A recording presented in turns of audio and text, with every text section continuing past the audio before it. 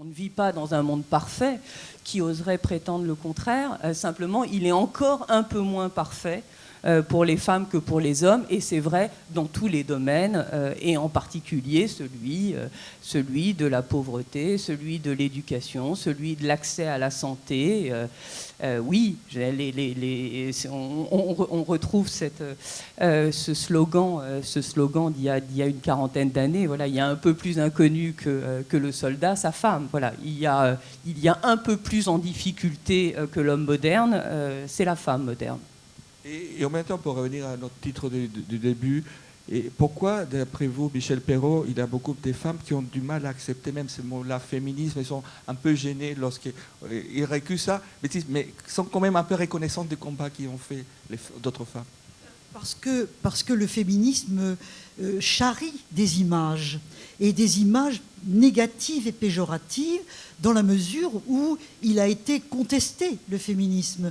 Une femme féministe, est-elle une femme? Est-elle une femme, hein?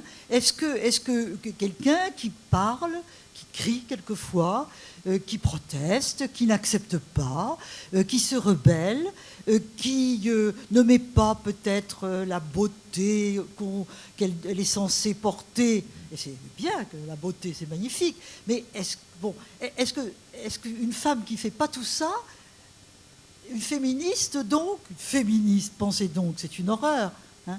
Donc c'est difficile d'endosser parfois le vocable de féministe pour une jeune femme. Mais dans le monde que j'ai connu, féminisme, c'était pas un mot qui posait problème. Hein. On était assez fiers quand même. Hein. On se revendiquait d'un héritage.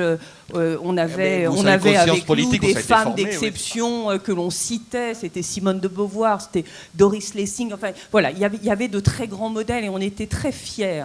Il me semble qu'ensuite, ce terme a connu une sacrée régression, que les ruses de l'antiféminisme sont absolument infinies et qu'il faut les traquer partout. On a vu, par exemple, ces dernières années, émerger une génération d'essayistes, des jeunes femmes qui ont une dizaine d'années de moins que moi et qui se sont mises à expliquer que finalement leur vie de femme était dure et était dure à cause de leur féministe de mère.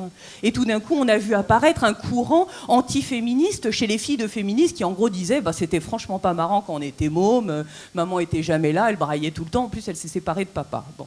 Et ça a été... Non mais c'est vrai, ça a été très fort, ça reste assez fort. Et nous prouve une fois encore que tout est tout le temps à recommencer. Mais enfin, on recommence, c'est pas grave. Quand on lit votre livre, on s'aperçoit que ça n'a pas été évident. C'était une grande lutte tous les temps, mais il fallait dépasser toutes ces barrières-là. Et Françoise Giroud est arrivée à force de ténacité et à force de talent, bien sûr. Je ne crois pas qu'elle était féministe, en fait. C'est pas la elle a marqué l'histoire de son temps pour différentes raisons, et elle a traversé plusieurs mondes, et cette...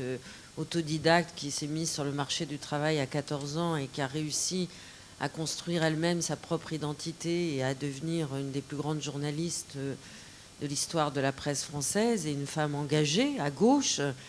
Mais par contre, sur la question du féminisme, elle se méfiait des féministes purs et durs. Elle n'aimait pas les femmes, justement, comme vous l'avez dit toutes les deux, les femmes féministes. Elle avait des clichés sur le féminisme.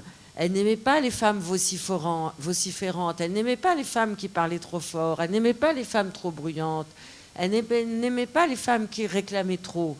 Et au cours d'un de ses voyages aux États-Unis, quand elle a été secrétaire d'État à la condition féminine, elle a été mise en rapport avec Betty Friedan. Alors je ne sais pas si ce nom vous dit encore quelque chose, mais voilà, c'était l'auteur d'un best-seller aux États-Unis, La femme mystifiée. Elle a été une sorte de papesse du féminisme pur et dur aux États-Unis, et elle a eu une engueulade terrible avec Betty Friedan.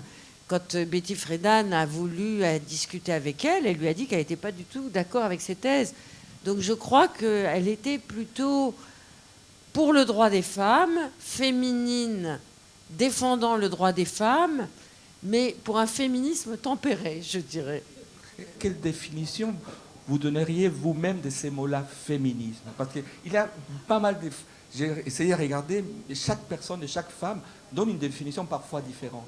Alors, il y a la définition personnelle, il y a la définition historique. Voilà. Historienne, C'est ça la question. je ne ferai quand même pas l'économie de cela. Personnellement, le féminisme, c'est tout mouvement, ou féministe, toute personne, qui lutte pour l'égalité des sexes. C'est tout simple. Ça me paraît vraiment, vraiment très simple. Dans l'histoire, il faut savoir, c'est assez drôle d'ailleurs, que féminisme a d'abord désigné, au fond, une espèce de maladie, c'est-à-dire efféminé. Les hommes qui paraissaient un peu trop féminins, on disait qu'ils souffraient de féminisme. C'était un mal qui les affectait, en quelque sorte. Et pendant un certain temps, ça a flotté comme ça autour de cette acception, jusqu'au moment où de vrais féministes authentiques, je pense à Hubertine Auclair, qui a été une grande suffragiste, comme on disait en France, suffragette en Angleterre, féministe, l'a revendiquée comme une qualité. Vous savez, très souvent, il arrive que l'on soit baptisé de manière péjorative et qu'on reprenne le qualificatif de manière positive. Elle a dit féministe, mais bien sûr, moi je le suis féministe.